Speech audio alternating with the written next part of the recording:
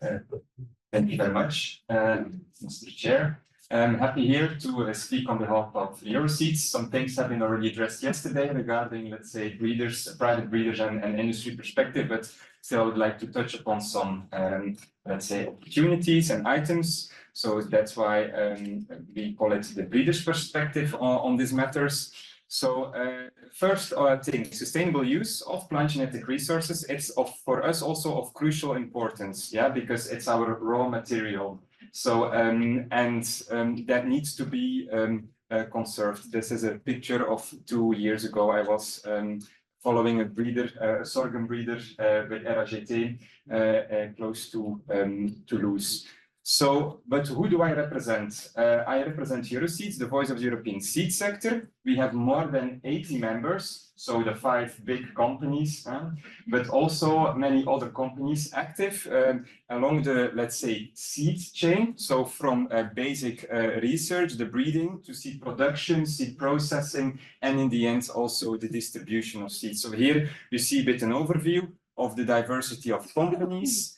So depending on the turnover, I think if it's below 50 million turnover, we call them a small breeding company. If it's between 50 and 450 million euros, we call it a medium-sized. And then we have, of course, also the larger companies. And so we represent them because many issues and challenges are, let's say, also regulated at the European level and then implemented through national legislation. So how we look at the plant breeding process, it's not like a starting point and an end point, it's a reiterative process, etc. And so we need to maintain that. And genetic resources are an important aspect. And based from the exchanges I had, from what I learned from Sonia's presentation yesterday, because of certain challenges now, companies prefer to use commercial material. And so mainly in their breeding activities, if there is not really a huge, let's say, lack of diversity, even with several biotechnology tools, they will mainly look at commercial or, let's say, private plant genetic resources and not necessarily I would call them the non-commercial plant genetic resources or plant genetic resources as a common goods. But like Sonia depicted, we have these different categories, and some have proven, of course, very valuable and also economically interesting, let's say, for some actors in the farming community in Europe. So just to address briefly, actually since the implementation in European law regarding the ABS, international framework, this has had some impact on the access and use of plant genetic resources and plant breeding, but not only for, let's say, also the private sector. I understood that let's say, exploring and finding their diversity in Kazakhstan or wherever for a specific crop species, I don't think now many of them are still doing that. So I think we share some challenges in that respect. So just to share from the plant breeders' perspective, and I don't tell that you have to accept it, but it's just how we are functioning, many of the companies. We need to look at it and we have to try to find our way in all these different legislations that are in place, mainly because it's a national implementation with also different conditions. And yeah, even while we're now struggling, there are even new aspects to be considered, which will probably Ignazio at the very end also address. So just from a business point of view, you are liable as a legal entity. And so if you, of course, are breaking the law, you can be sued. So it's very important that companies, when they work with material, they know the origin, they know they are complying with standards that can be audits. There are audits happening to see if they comply with Nagoya and so on. This is a very serious matter, and I just wanted to bring that into account. So, because if you want to start and you do breeding, you start from indeed a lot of biodiversity, but you also can assume that not every let's say, genetic resource and a gene bank might be interesting for your breeding goal or purpose. So you might access a lot, but in the end, you do not necessarily use all that material in the end of your research. I link that with, for instance, Arabidopsis research that I was doing. You have a huge wealth of data and resources available, but in the end, what ends up in your Nature publication is very, very limited of everything that you accessed in the end and used. So just to say also on a hopeful note, because not many know that, we try to deal with that as ourselves as an industry. So we have, for instance, the abs.euroseeds.eu website, where we try to provide advice on how to navigate among European legislation regarding ABS challenges, and that's open for anyone. So we try to maintain that and so on, also with new developments, so that a breeder asks, like, yeah, how am I, let's say, complying or dealing with these international frameworks? You can, after making an account, go through a let's say FAQ, etc. But of course, it's a limited service, and it's something we're trying to do. So now, what could be here of interest for, let's say, collaboration? That's for sure in the pre-competitive stage. And within my function for research policy at Euroseeds, I'm visiting a lot of research institutes and so on, because for sure, for smaller breeding companies, they don't have all the expertise, services, and so on. And so they are open to work together with public entities to help them achieve their breeding goals. So why are plant breeders interested in that, in these non-commercial materials? Well, they are needed because new traits, of course, are desired, and that depends from consumers, from the processing industry, from the farming community, and so they need to access, let's say, a germplasm to introduce that. And you have nowadays traits with a complex genetic background. We talk a lot about drought tolerance. There is not one single gene that or marker that you can use there to obtain that breeding goal. So there are others also difficult to measure, that are rare, that are urgently needed. Think about the pest that comes up and you don't have a disease resistance. So that could be reasons for them. So a needs-based motivation, of course, to look into this germplasm. And what are usually the advantages of this public-private partnerships? Yeah, you share complementary know-how and expertise. And so, for instance, also, by doing it independently from each other, you can have more reliable results, it can be more cost-effective, etc. So what are the expected outcomes for, again, the breeder or the private sector in that sense? You improve the chance of maybe finding a trait that could be really introduced and useful, and then you transfer actually, and that's how we see that we also contribute to the sustainable use of it, because as such, a land race can be maybe useful for some end users, but it will be limited. You need a breeding aspect in there to meet the needs of the market, or let's say of a more mainstream end users. So what are now examples of pre-competitive research? Thank you for the reminder. For instance, I just provide here the example where Theo really highlighted yesterday from CGN, successful collaborations with seed companies.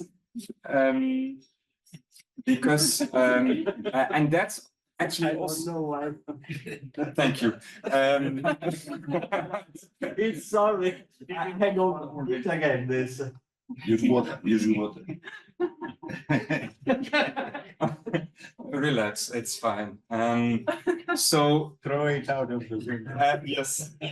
So Theo showed examples where they engage with public-private partnerships, and I invite you to check online what's possible. But I show there also you need to build a bit of trust, and their Plantum, the Dutch Seed Association, you know, also provides this expertise like with SMTA, with contracts and so on to form the bridge between, let's say, the seed companies and some providers. And then we really are very happy with this EVA networks. It's an example of how we can collaborate. Of course, that's in a very specific case, but I just want to be open, say that we are open, you know, to partnerships. So some key takeaways for future collaboration and so on. And that's how I try to explain to, in general, a very mixed audience. So when breeders, yeah, they get a certain budget to achieve a certain product in the market. So they basically make a cost-benefit analysis. That depends on market conditions, you know. If you have, by chance, there an interesting disease resistance built in with a disease that's really coming up,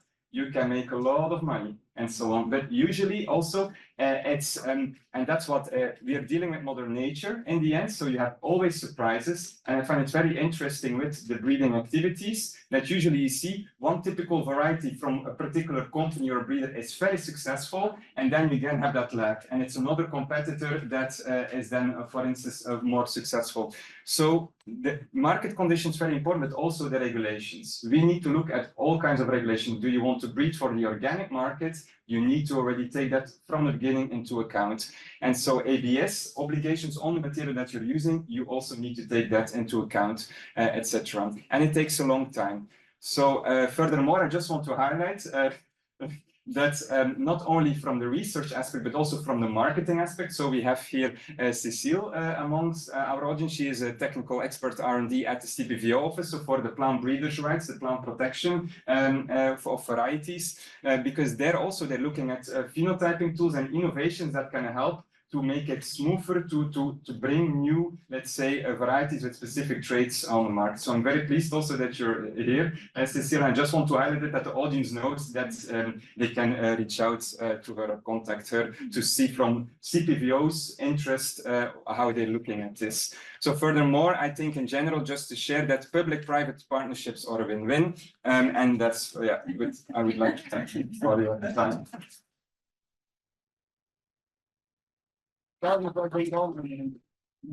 So the next speaker will be Riccardo Bocci from Rete Semi Rurali, and the talk is how and why collecting phenotypic data on farm. Thank you. I will put the alarm, but that's referred by myself. Thank you, Ignazio. Good afternoon to everyone. How does it work? Okay. Yeah, so I will give you a perspective from, let's say, farmers' organization and on-farm activities. Just a slide about my organization. You can find more information about us at the entrance. We are a network of 35 organizations working in Italy, so not single persons, but other organizations, mainly farmers' organizations, but also citizens' organizations that are involved in our work. And there are other organizations like ours in other European countries working together. So the first question I would like to address with you is why on farm? That's not an easy answer. We spent a lot of time discussing and preparing this presentation because for you, phenotyping is quite easy. You have, machines, systems, rules, you can do in fields. And for us, on farm could be useful to assess genotype per environment per management interaction, because we would like to see varieties, genotypes, not only in this specific environment, but also with this specific practice that could be different one farmer from another. We can also assess interaction between plants. So intercropping, for example. What kind of varieties are the best suited to be grown together with other varieties of the same species or different species? And much more complex, the interaction between genotype of the plant and the soil. So that's an issue. Then for us, it's important because we can address also farmers' preference during this work of phenotyping with them, because they can participate, but not only farmers, but also citizens that could participate to this process. And of course, we can combine our information from on farm, from data from existing database, so we can make correlation. You already explained this morning, also with climatic data. Regarding the scope, because I think also it's important, that's a paper that was published 2 years ago about new breeding, let's say, programs for non-conventional agriculture.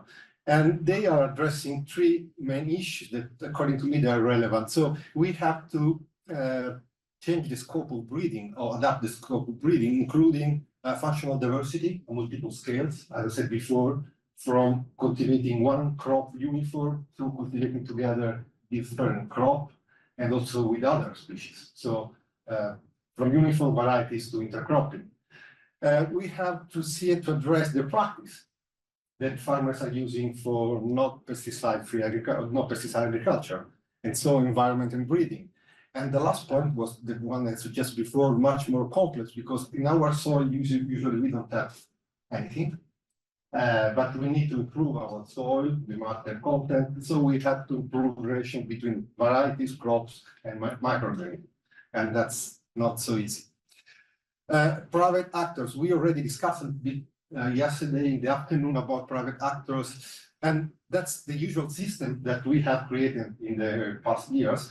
So it's a kind of line from raw materials to farmers as a client, but the picture now is much more complicated because in the middle we have new actors coming on this game, and we have community banks, investors, seed savers, citizens, and chefs. For example, in the United States, they have developing what they call culinary breeding. So they are involving chefs in the breeding process. And that's a new way of looking at breeding that is very interesting. So there are new players, and as you can see here in the picture, they are organizations, but also the European level networks of organizations that we have to consider. And also it's important to address what kind of materials we're looking at. Because I think it's easy to do phenotyping to using machine when you have uniformity, when you have uniform variety. But if we are working with diverse varieties, like land races, if we are working with population or organic heterogeneous materials, if we are working with all this diversity, how we can do phenotyping? Using machines and the phenotyping structure that we have seen, that's an issue. I mean, that's not an easy answer for me. And that's why we have to do on farm. That's our point of view. And then the last point I would like to address with you is how, because that's a mess. I agree, I can agree with you. That's not easy, it's complex, you have to train people that are complex to have it. So it's not so easy. But what it's our approach, it's not only our, because there are other organizations in the United States working with the same approach. You have to involve more people, could be citizens, as in the morning by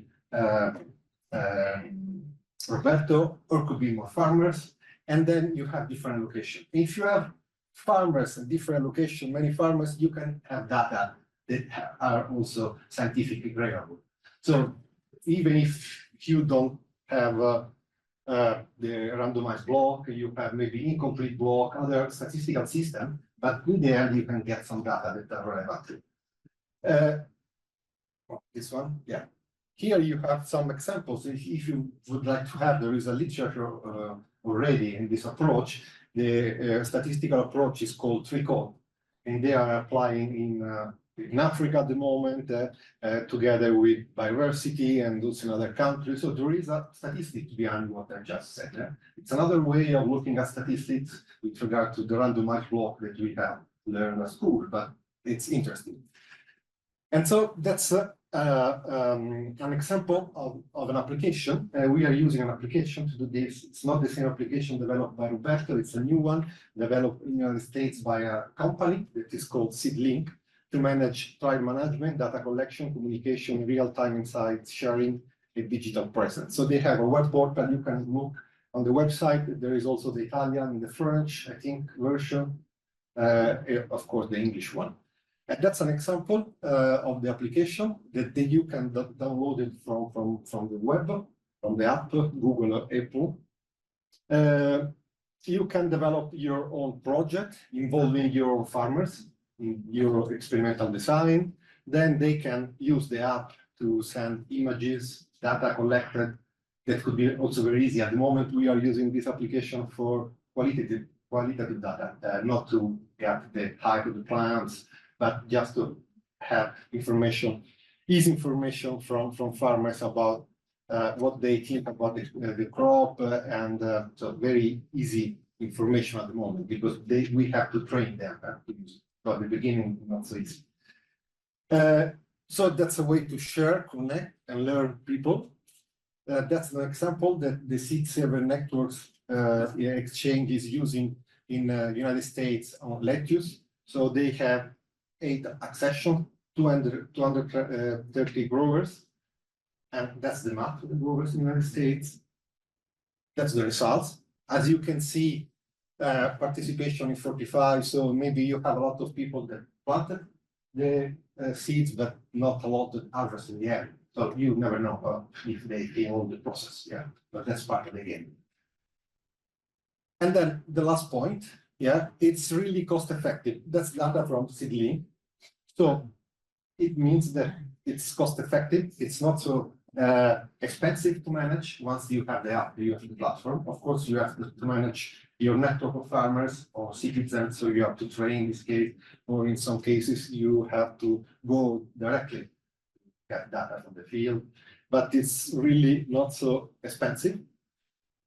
And so for us that we don't have a lot of money to make this kind of work because we are not a breeding companies, private companies. That's not our main job, breeding, but we have to do it because we don't have a lot of, let's say, public university that we can do breeding together. So that's a good way because you have, it's not so costly. We are working in multi-location trials, so that's fine because we are working with farmers that are multi-location trials. We don't want to have one experimental trial or Rete Semi Rurali, but we want to work in their conditions. All the data are stored, and that's nice. So if you would like to try, please ask me. And yeah, that's all. Thank you. So, long title. The first of the first sentence is half a joke to justify my presence in this session, but I still believe it's not completely a joke. But the real object of my presentation is to answer a question that was asked this morning. Can we do things with data collected in different projects? And I will try to address that. Okay, so I'm from INRAE. Phenom is the French infrastructure, and we are part in Infosys. And I will report also of data that were collected a long time ago by drops and okay, I will present what we can do with the stuff, and Cyril Pommier later on will present more how to manage the data to make that possible. So the real title, so assessing the response to environmental condition of panels of genotypes, we all agree it needs hundreds of genotypes. And in my view, this needs tens, but real tens, more 30 than 10, of experiment in contrasting environmental scenarios. That's to capture the response of yield to environmental conditions. We need experiments in field phenotyping platform to understand the traits, but I think I will show example indoor platforms have their role as well to disentangle things. I know that I voted yes this morning. Do you believe we can do something with the farmers' experiments? I strongly believe in that, but probably as an extra layer to that. I think it's excellent in combination alone and less fit. Obviously, it's impossible to collect such data set in one single project, and it needs data use. So, for instance, type of data set we are working with, and I will present the results afterwards, is yield in 24 field experiments throughout Europe. Traits in 10 experiments in phenotyping platform. About you have the Phenotyping platform in Montpellier, in which we have 2,400 plants, and traits in ecofield. Again, it would be great to have also things in farmers' field, but we don't did not yet. So I want to say the diversity of things that you can do with that. So we had this panel I just presented. There were things more with the phenotyping platform, and these are two papers. One to study the genetic diversity of stomachal conductance for the bee leaders doing tricks with a model. But also recently, with the same panel, a genetic analysis of heparin that are proteins that facilitate water transfer. But combining field and platform, we could have a genomic prediction of response curves to environment. I will present what it is, but and this allows us to predict yield in many possible places, and the same with the genetic GWAS. And we also always with the same data set predicting what will happen in the future in case of, depending on traits, in case of global warming. We had another panel with 64 hybrids commercialized from 50 to 20 to now, basically. And so there were some things that were to study some traits and architectural traits that I will put in afterwards. And then we showed that breeders select for yield, and they selected for some traits, but not for others, and definitely not for traits that prepare for climate change. And lately we have been more bold, and we used the former two panels as training panel, and we used it for doing genetic prediction of a third panel. And this was, and tried to do the whole lot to predict traits in the field from what happened here. So I think the first partial conclusion is that some datasets were used for addressing, the same datasets, sorry, were addressed for addressing different questions. So very different, and this is, I think it's a success story to say, because it proved that it's possible. Now, I want to spend the remaining time in typical joint analysis that I believe can be used by yourself in characterizing the genetic processes. So first, no experiment without environmental condition. Please do that. So it was expensive before, it's very cheap now. So an experiment is expensive, so please do that. This costs about 1,000.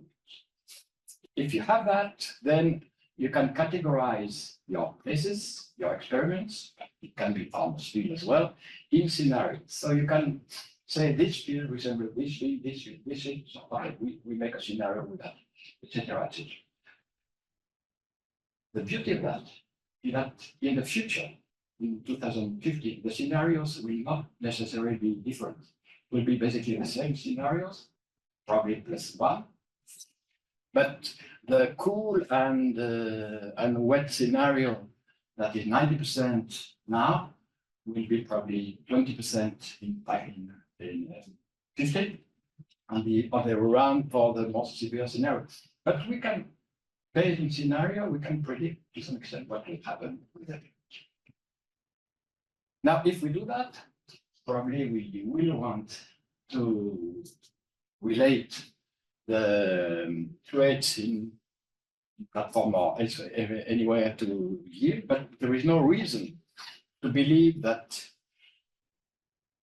the trait had the same effect on yield depending on the scenario, because, and this is exactly what happened. For some traits, it's green if there is a positive variation and red if there is a negative variation. Some traits were positive everywhere.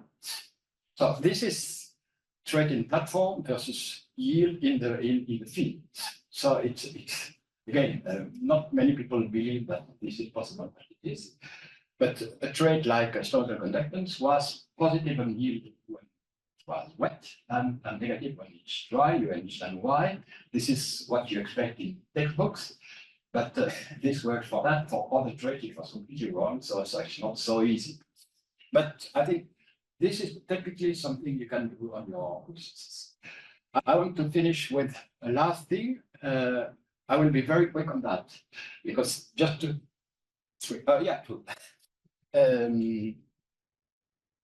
so just to say that if you look at traits in platform and in the field, it's difficult, not straightforward, but it can work with modeling, etc. So I don't spend time on that in the interest of time, but things like leaf area index, if you try directly to correlate them between a platform and the field, it doesn't work. If you are a little smart in that and use modeling, you can.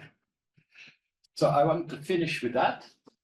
So we can combine with using, for instance, it's difficult to have the technology in field studies, so this can be done in platform.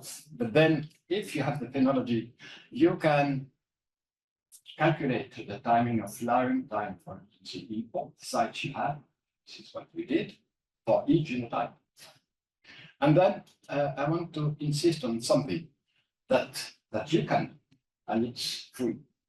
If you have many experiments in many places, and you have measured environmental conditions, then you can relate here night temperature and flowering time with yield. You would believe it will never give anything, but yes, it does. In some cases, not. But of course, this is the best thing where we do multiple correlation, but it works. It is heritable, and we could do genomic prediction based on that. So this was the object of this paper, in which we can, based on this principle, that again you can use in your characterizations, and it's free and it works. So the second partial conclusion is, to some extent for us, it's a cultural revolution, because before what we learned as a student, first your question, then do the experiments. Now we have the experiment and we need to do a posteriori protocols to bind that. So the overall synthesis, it's possible. The important thing is when we increase the use, the data set has more and more value, because you can add something and you will have all the data set together with you. So this allows holistic analysis, but, and this is a help to Grace and all what you are doing. These panels are not maintained and are not, we cannot really distribute them, partly because it's expensive, but partly because we don't have a mandate. So if this morning there was a question, should you maintain also lines? Please, if you could do that, I would be really great. And the very last thing, this needs very careful data analysis. But this will be done by Jimmy. And I leave you with that. With the acknowledgement, please note that the private sector had a very high impact and contribution to all of this. Well, thank you for the opportunity of being here today, because yeah, definitely I've been learning a lot about genetic resources, and I think there's a lot of things we can do together, and I think this is the clear conclusion that I guess we all hope from the meeting today. So, well, I'm going to talk about the second most cost-effective tools after the previous talk, which I think it was great. And I'd like to highlight a couple of things. One is some emerging technologies, or some technologies that are more accessible right now, and they are getting cheaper and cheaper. And the other one is the opportunity and the need for developing open source tools as well. But first, I would like to start discussing on this, giving you some thoughts about what is low cost or cheap or cost effective. The good thing now is that you can see in the title of the presentations that we are all talking about cost effective rather than low cost, particularly because cost is a very relative term. I mean, something can be low cost or cheap, but can be bad quality and give you crap data. Therefore, the value of what we're measuring is nothing. And we should be more thinking about the value of what we measure. And in this case, and phenotyping in particular, I like to think about the cost of each data point, which obviously is going to be defined by the cost of the instrumentation, the labor time required to do the measurements, to process them, and all the processing and analysis that comes afterwards. And in some cases, even when we have phenotyping as a service, because we use in private companies, you may have a recurring cost every time you want to analyze the data. And the other thing is the matter of scale in two components. One is the spatial scale. How many samples do we need per plot, per plant, or how many trials? And I think that was clear from some of the talks along the day today, that is something very important, particularly because sometimes the technology is not that movable, as we will see in a minute. And the other is, especially for highly dynamic traits, how many measurements do you need to do? Like yield is only one measurement, but if you are measuring growth rate, or if you are measuring stomata conductance, you need to take into account this dynamics, and especially this is very important when we want to go into these G by E experiments, where we want to see how the genotypes are reacting to the environment. So I'm going to talk about two distinct use cases. One is a more practical one that I'm sure everyone's familiar with, and is the measuring for plant height. And what I like this one as a good example, because you only need a very cheap tool or low cost tool to measure plant height. Just a ruler that can cost just a few euros can get you like the phenotyping technology to measure plant height. But we can see that there's a huge range from phenotyping platforms like this one from Lemnatech that costs millions, to something like Phenomobiles, we're talking about hundreds thousand euros or therefore. But then you have other technologies like Phenosticks, and I'm going to present you something we are developing and trying to release as open source as an alternative, something in between. Obviously, every technology is going to give you a different measurement, but in terms of cost effectiveness and what we can get, we reckon that these developments can be very effective.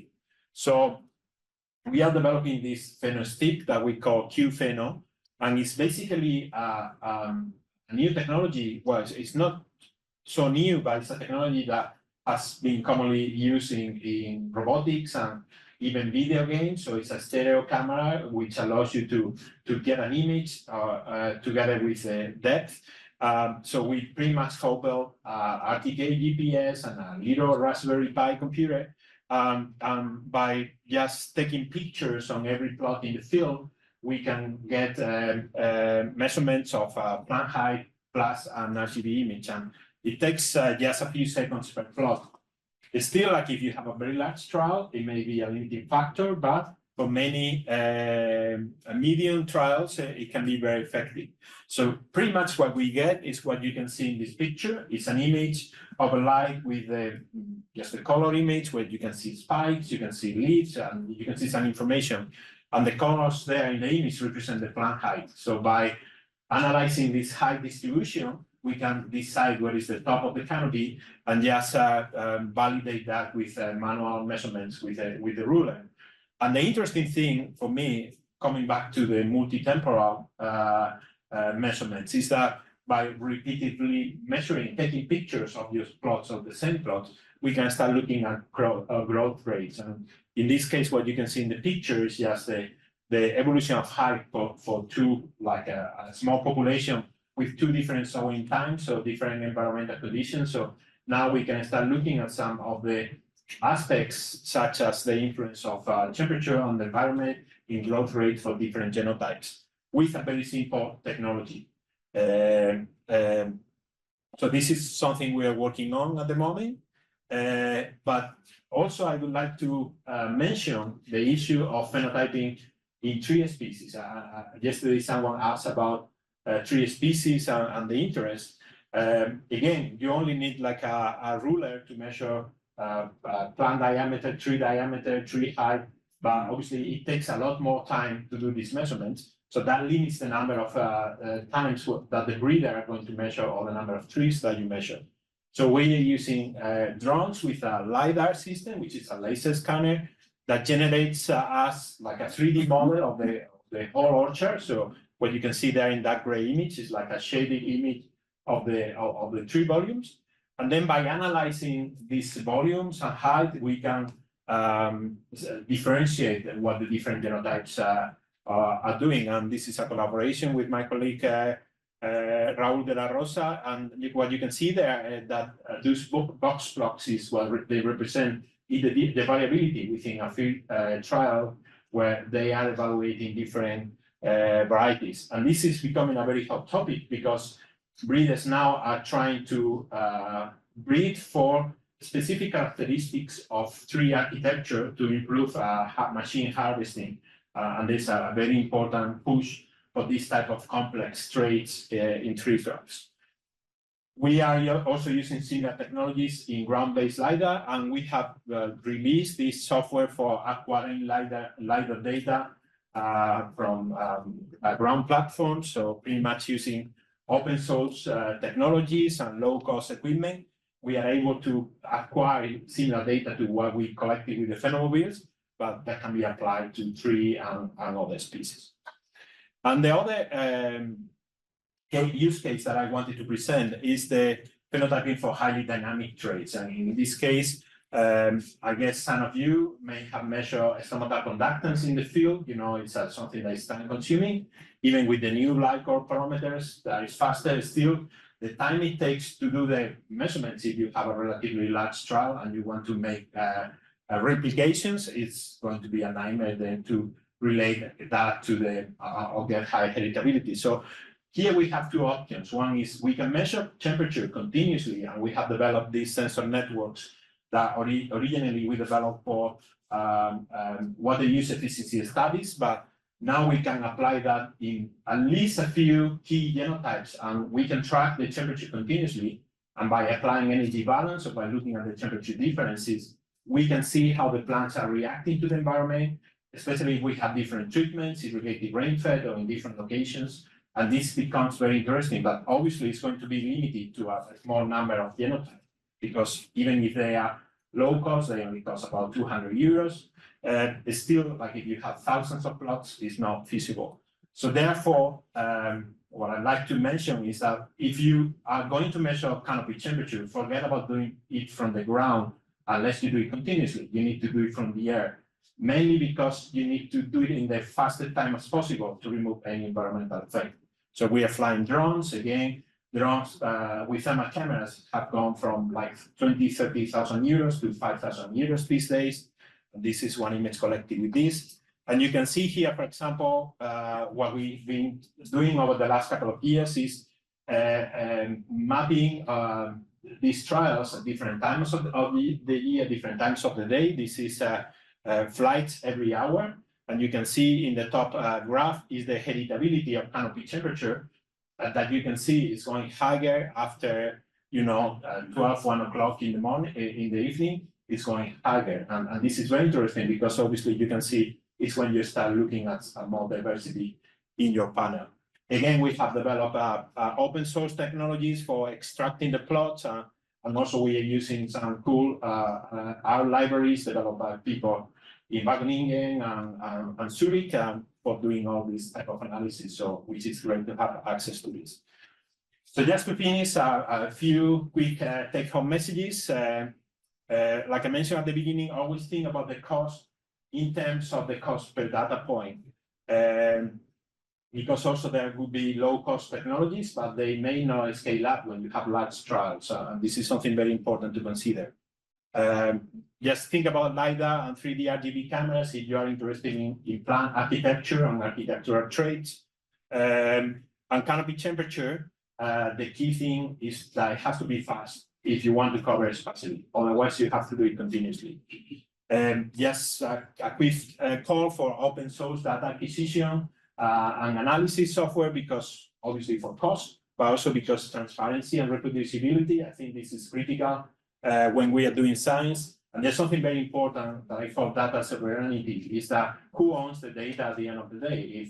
If everything goes through companies, then sometimes you find yourself that you don't have the raw data, you don't have the capacity to keep archives. Finally, I think this is a great venue for, calling for collaboration, building up communities, which is, I think, really the goal for Rete. So thank you very much. Thank you, Ignazio. Thank you to all the speakers. So now the question and answer start. So if there is question in the room, please come here.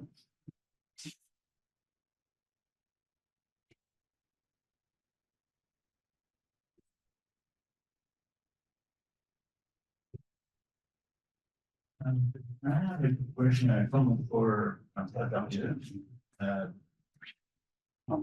So how many markets do you need to do a jump prediction of the yield? Right. Not many, as I suspect. Well, quite a lot. So we tried with 300 markers. Then we had 1 million bigger. That's made that has a very small end. But I think it will be different in other vertical pages within 3 years. It depends on the LB. Okay. So that's fair enough. And then I just wanted, I had a comment. You can use GBank data for doing both traditional remote and environmental stuff. We have an example in GWP Soil where we analyzed 350 accessions from 1% of the investigation of effluent.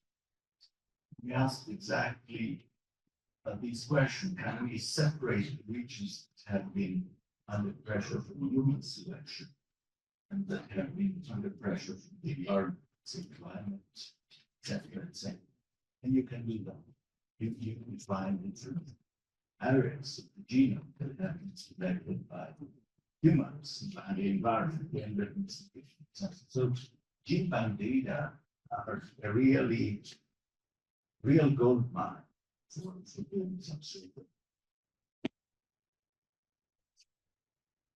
I'm completely convinced that, of course, the interest of having a more detailed environmental characterization that can change. So, what you describe is more a posteriori. In climate change, we need a priori because. So here, I think we need more towards the environmental. A question for.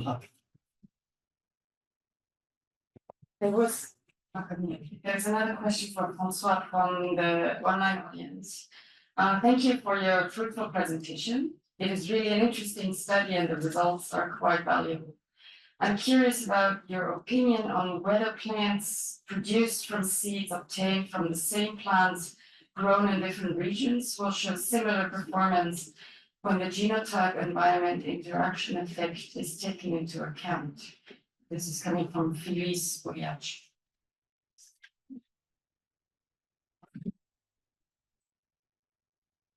Well, I think what we showed, well, the answer is no.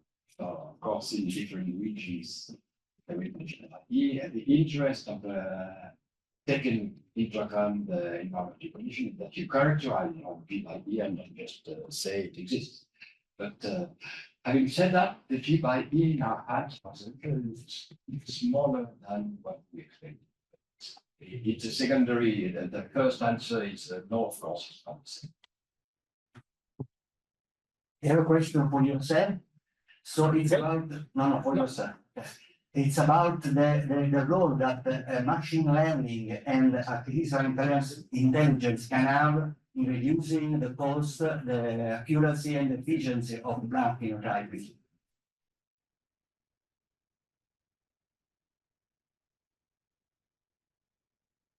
Yeah, definitely like the role that all these machine learning algorithms and the new technologies is having right now is huge because for many different reasons. One is that we have more and more access to algorithms for data processing, but also like even simple things like how this artificial intelligence is helping us to analyze the data, especially very complex data. Where it's really hard to extract simple things, but the models can pick up these patterns.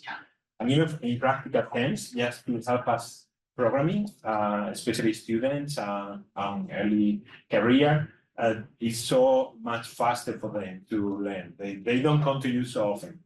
So even that's very useful. Thank you. You have a question from online? No, if there is no question, maybe we can move to the next, to the Slido, I think. There is a Slido. Yes. There's a Slido now. Okay. We can do the Slido and then we can move to the next section, yes. Okay, I see there's now also some more online questions, but maybe we can get to that. So let's first have a little vote. Let's see, which one was that? All right. This one. So we're going back to a question from earlier, to see what, and you can just go back to also the same Slido version. If your trust in phenotypic data collected by citizens or farmers has now, improved after the session, basically. Let's see if we can get the also 50 responses. Yes.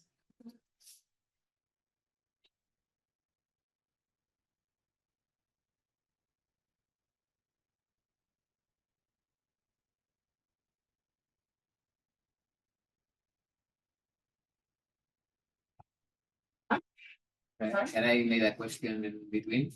Please, come please, yes.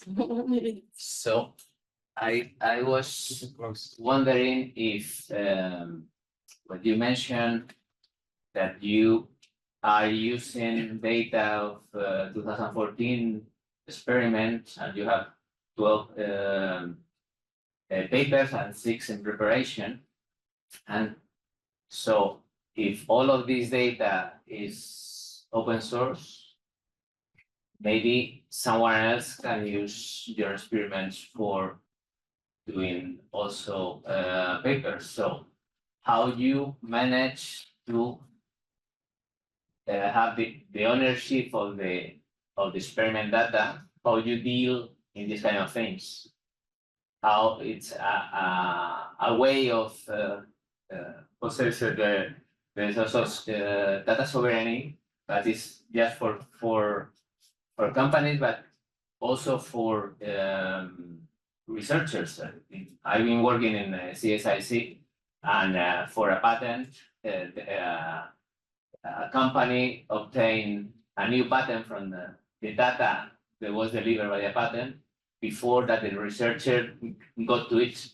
So in some cases, you can have that companies or other researchers can get profit or get results from your data.